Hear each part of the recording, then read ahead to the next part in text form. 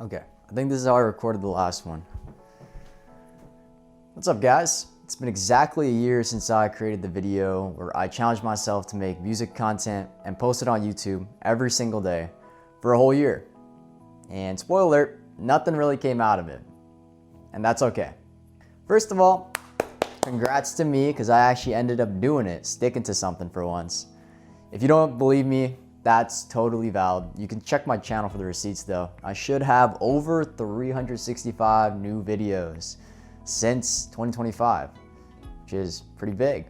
Even though nothing really happened off this challenge, I still want to get on here and share with you guys what I learned throughout this journey. So let's talk about it.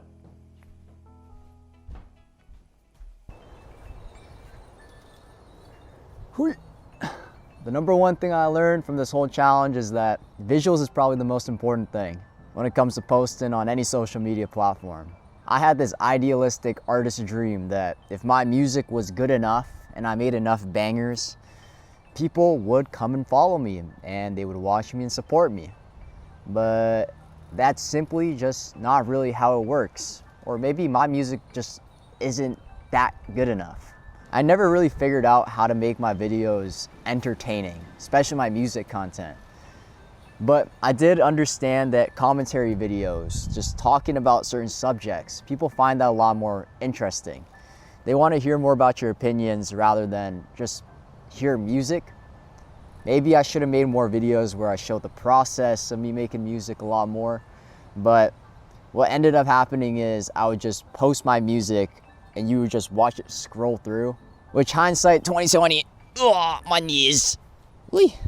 Hindsight 2020, not the most entertaining video to watch, and I still got to brainstorm to this day on how to figure out how to make that more entertaining for you guys, and just, how to make it more engaging to watch. This is some advice to any of you young artists out there who want to try out social media.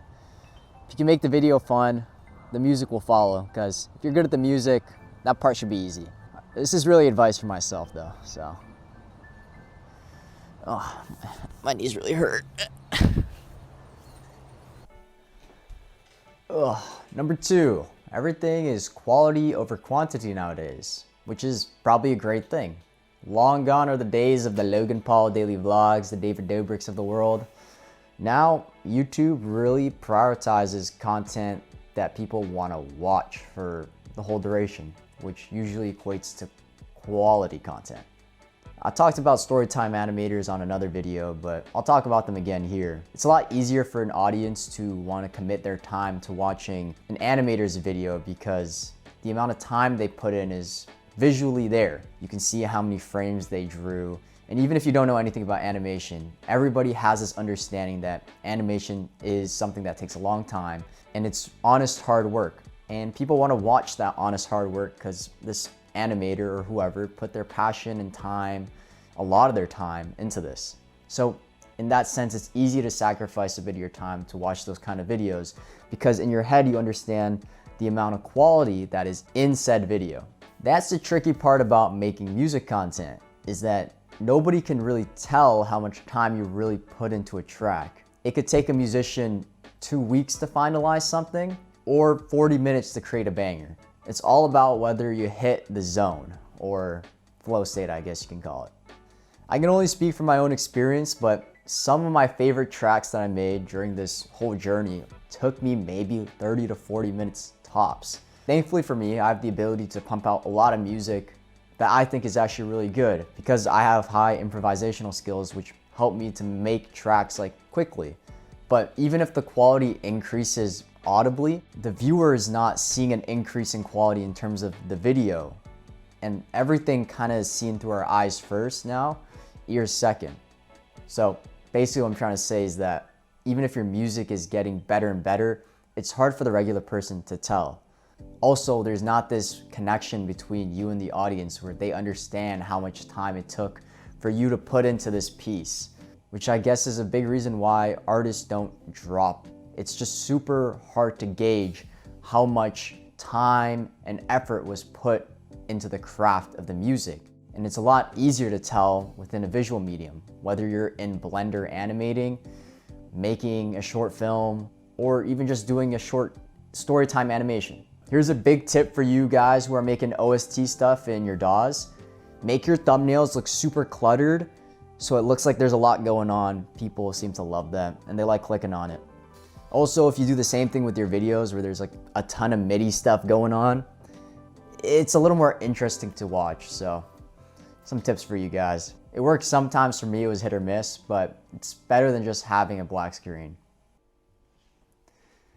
Number 3, Azali is an anomaly. I have no idea how that boy is that good at making music. And as you can see on my channel, I take a lot of inspiration from him. Maybe not musically all the time, but in terms of his thumbnails and how he makes his videos. But he's a one-of-one guy. Not only is his music just stupid high quality every single time, so he kind of builds this rapport with his audience that every time he drops, it's gonna be a banger. But also he gained this audience that supports him, which I guess is a component of luck, you could say, but definitely it's hard to emulate someone like him. And I can tell you that because I tried. But that doesn't mean I'm gonna stop trying. And his stuff really is super good. So maybe he just got really big because his music is just that good. Just a thought I had during this whole thing.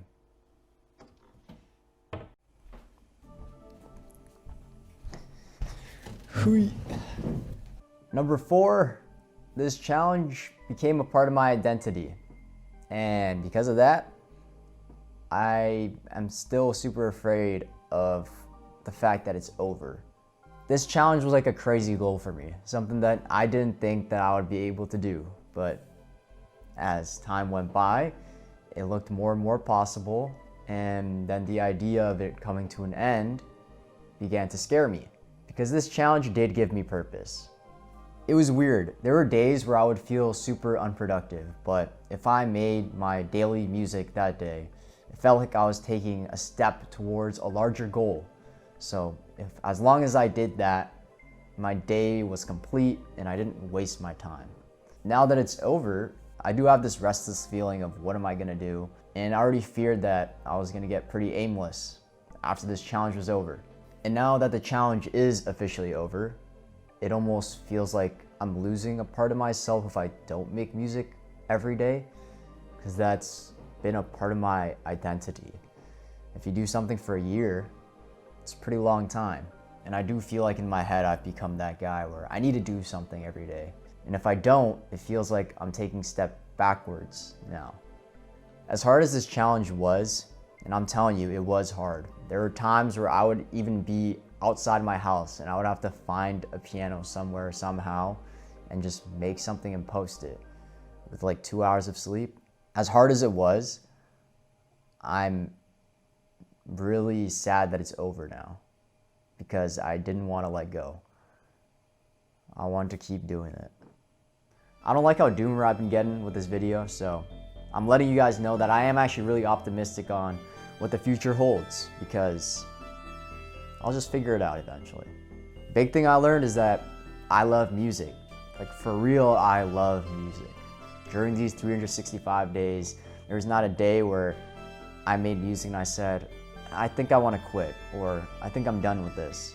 And that tells me that I truly love doing this one thing. So I'm gonna keep going until the wheels fall off. And maybe the wheels have already fallen off, but we're gonna still roll. I have no clue how I'm gonna be able to live off this. I have no clue how I'm gonna get in touch with anybody big or get my name out there, or even if I ever will, or if this will just live in a very, very tiny pocket of the internet. But I'm gonna make it work somehow, some way. I haven't said this dream, but I have this dream in my head where I'm able to make a living off of my music, and I have my own apartment and my 2 pets, a cat and a dog. And I live like that for the rest of my life, comfortably. And my mom always tells me that I should dream bigger, that I should, dream of making millions and helping those in need with all the money that I don't need. But I don't know. That dream has actually been sitting in my head since grade 11. And I'd be pretty damn content if I got that. My grandma always used to tell me, and she still tells me to this day, to live without regrets. So when you get older, you can look back and just kind of be happy with all the decisions you made in your life. So I'm gonna do that. May God bless you all with whatever you got going on. Catch you in the next one. Subscribe, because you were here before we made it big. Alright, peace.